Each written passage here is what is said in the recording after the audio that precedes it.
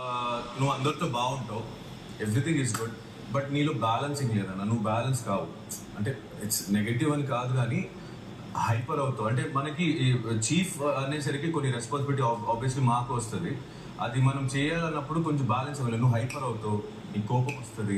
కొంచెం రెస్పాన్సిబిలిటీగా ఉండాలి అని అనిపించింది. నీకు రెస్పాన్సిబిలిటీ ఉందో లేదో నాకు 2 days లో చెప్పలేదు. ఇది మీ ఇద్దరు ఎవరి డిసిషన్? ఇద్దరు కలిసి చేసుకో.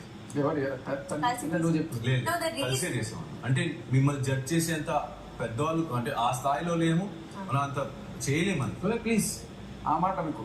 అట్లా అసలు ఎప్పుడు ఎవ్వరు అనుకోకండి, అందరు equal. I just really care about you. అంటే 2 days చీఫ్ అన్నప్పుడు అసలు first from waking up to sleeping అనుకునేటప్పుడు ఐ థింక్ ముందు ఉండాలి, లాస్ట్ పడుకోవాలి. I just care about you. Thank you.